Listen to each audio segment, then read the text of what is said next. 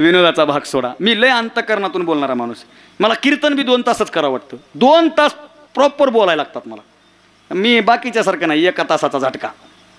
2 तास प्रॉपर. जेवढं आपण मी 1 वाक्य बोलत असतो, जेवढं घेतो ना तेवढं दिलं पाहिजे. प्रामाणिकपणे कार्यक्रम केला पाहिजे, या मताचा मी आहे. चला दादा, एकदा आपण मला बोलवलं, मला नारळ तर तुम्ही देणार आहेत. नारळ कळतं का? नारळ श्रीफळ कळतं ना? तुम्ही दुकानात श्रीफळ किंवा नारळ विकत घ्यायला गेल्याच्या नंतर दुकानदाराच्या मनावर घेता का आपल्या मनावर?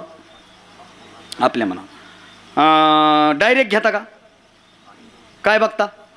कसं बघता? फोडून का? पाण्याचं घेता का बिन पाण्यात? मोठ्यानं सांगा. पाण्याचं का बिन पाण्याचं?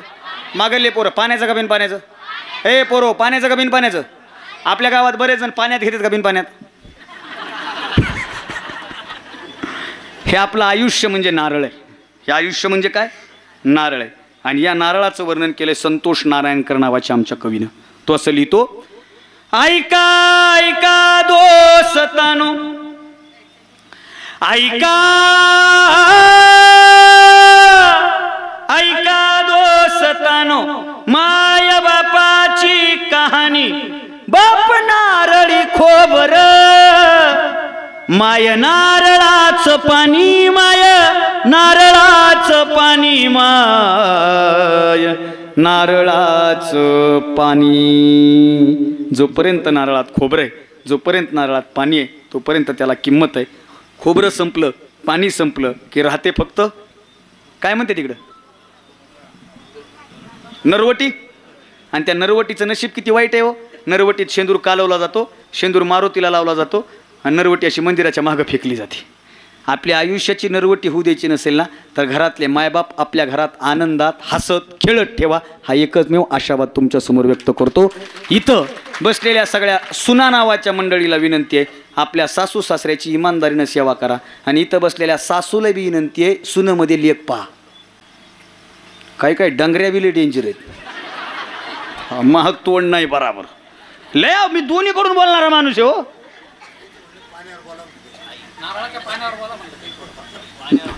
नारळाच्या पाण्यावर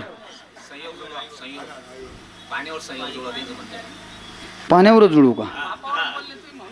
वा, ते म्हणले बापावरच बोलले, आईवर बोला ना. खरं आहे त्यांचं. आई म्हणजे नारळाचं पाणी आहे, ते म्हणले संयोग जुळवा. नारळाचं पाण्याचं वैशिष्ट्य असं आहे, नारळाचं पाणी जेव्हा चांगलं असतं तेव्हाही ते पिण्यासाठी आरोग्याला उपयुक्त असतं. आणि जेव्हा नारळातलं पाणी खराब होतं ना, तेव्हा देवाच्या दारात पावलं म्हणून आपण ठेवत असतो. हे नारळाच्या पाण्याचं सगळ्यात मोठं वेगळेपण. आणि आयुष्याचं गणित तसंच आहे महाराज. आयुष्याचं गणित तसंच आहे. आईचं वैशिष्ट्य तसंच आहे. आई कशी असू द्या, सुशिक्षित असू द्या, अडाणी असू द्या, आपल्यासाठी आई आपलं सगळ्यात मोठं विद्यापीठ असते.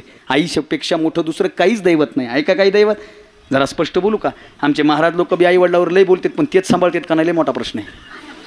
माझा स्वभावच लय स्पष्ट आहे. मी स्पष्ट, मी जे काही करतो ना ते आईवडिलासाठी करतो. दादा ऐका, मला तुम्हाला जो महत्त्वाचा भाग सांगायचा होता तो आत्तापर्यंत बोलत गेलो. बरोबर 11 वाजलेले आहेत. जवळजवळ 2 तास झालं मी आपल्यासमोर व्यक्त होतोय. आईवर बोलायला लागलो तर रात्र अपुरी पडेल. एवढं आईचं मोठं वैशिष्ट्य आहे. आकाशाचा केला कागद, समुद्राची केली शाई, आणि तरी आईचं महत्त्व लिहिलं जात नाही. आ म्हणजे आत्मा, ई म्हणजे ईश्वर. आत्म्याचा आणि ईश्वराचा मिलाप म्हणजे आई. हे भगवान, भगवान बनना आसान है. भगवान बनना आसान है. तुझ में हिम्मत है तो मेरी माँ बन के दिखा, मेरी माँ बन के दिखा. देव होणं सोपं आहे, आई होणं फार कठीण आहे बाबा. आई होणं म्हणजे काय? आई होणं म्हणजे समर्पण. सकाळी लवकर उठते ती आई, रात्री उशिरा झोपते ती आई. घरामध्ये जर 5 लोक जेवणारी असतील आणि स्वयंपाक जर फक्त 4 लोकांचा असेल ना, तर मला भूक नाही हे वाक्य पहिल्यांदा कोणाच्या मुखात येत असेल ना, तर ते फक्त आईच्याच मुखात येतं. आई म्हणते मला भूक नाही. आई छोटं छोटं तत्वज्ञान सांगत असते. आई काय तत्वज्ञान सांगत असते?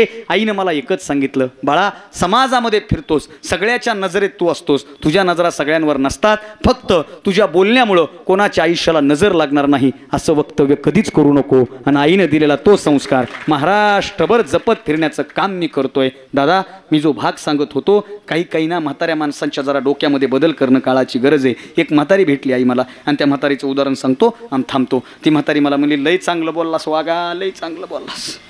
मी म्हणलं बोललो वा, धर ही 500 रुपये धर. मी म्हणलं धन्यवाद. मग आता मला बोलायचं ना. म्हणलं आजी काय झालं? काय नाही बाबा, काय सांगा. मला किती लेकरं आहेत? 2. मला कोण? एक मुलगा एक मुलगी. लग्न दोघीचे झालेत. मला मुलीचं कसं आहे? मुलीचं लय चांगलं आहे बाबा, लई चांगलं आहे बघ मुलीचं. संभाजीनगरमध्ये घर आहे मुलीचं. एकदम सगळं चांगलं भेटलंय. माझी पोरगी अशी सोन्याच्या घरात पडली. नवरा तर इतका चांगला भेटलाय, जावाई देव माणूस आहे. माझ्या पोरीचा शब्द सुद्धा मोडत नाही. 2च वर्ष झालेत लग्नाला, पण पोरगी घराची मालकीन झाली आहे. एवढे चांगले पाहुणे भेटलेत. आम्ही म्हणलं मग अडचण कुठं आहे? पोरगच फक्त सुनच्या नादाला लागून बिघडलंय. सगळं तिचंच ऐकायलंय.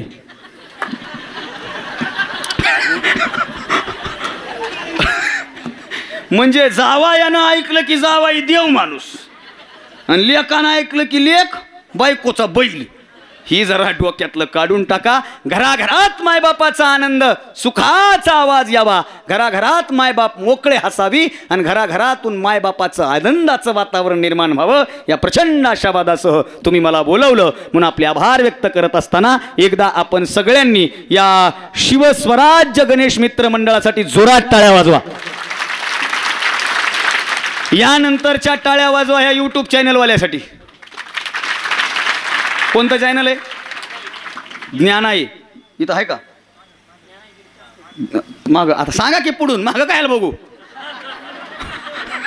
कुठं आहे ते? बघ ती लईच महाग आहे. ज्ञानाई कीर्तन स्टुडिओ या यूट्यूब चॅनलवर. मला पण याचं फुटेज द्या आणि टायटल चांगलं द्या. यूट्यूबवाले टायटल लई डेंजर देतात. हसून हसून लोक गेले कोमात. आपल्याला कोमात गेलेले बाहेर काढायचे, कोमात नाही घालायचे. एकदा टाळ्या वाजवा त्याच्यासाठी जोरात. यानंतरच्या जोरात टाळ्या वाजवा साऊंड सिस्टीमवाल्यासाठी. बढिया. शिवकृपा मंडप जेहूर नंबर 1 सिस्टम आहे. क्या बात आहे. आणि सिस्टमचा काय महाराज, आमचं सगळं आयुष्य या माईकच्या समोर आहे. आता हा दिवसातला दुसरा कार्यक्रम आहे.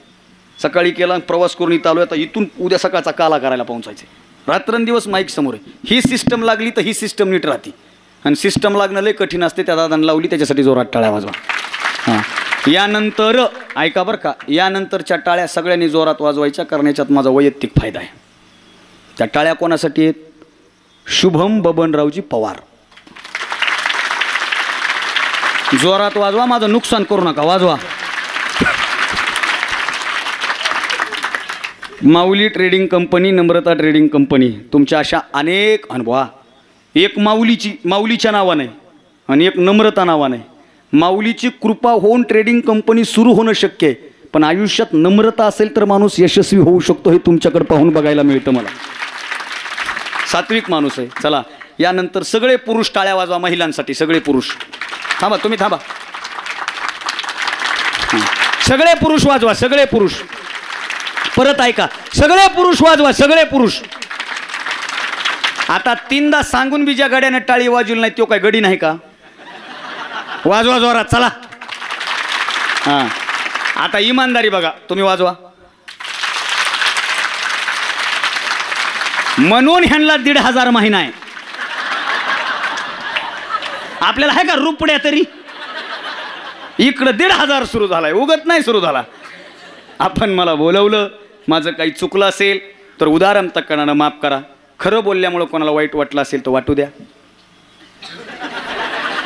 खरं हे वाईट वाटण्यासाठीच असतं. जगलो वाचलो आणि आपला मेळ जर पुन्हा जुळून आला तर मी पुन्हा येईन. कीर्तनाला म्हणलं मी, एकटा नाही आलो तर 2-3 घेऊन येईल. काहीच नाही जमलं तर एका खुर्चीवर 2घाला बसवील उप म्हणून. पण मी 100% येईल. काहीला याची लिंक उद्या लागल. आपण सगळ्यांनी मला बोलवलं. मी तुम्हाला सगळ्यांसाठी, मला फक्त एक गोष्ट पाहिजे, द्याल का तुम्ही? सगळेजण हात जोडून गणपतीला अशी प्रार्थना करा की हे देवा, या अविनाश भारती नावाच्या पोराला एवढं आयुष्य दे, एवढं आरोग्य दे की इथून पुढं 80-90 वर्ष हे पोरग असंच महाराष्ट्रभर बोलत फिरावं.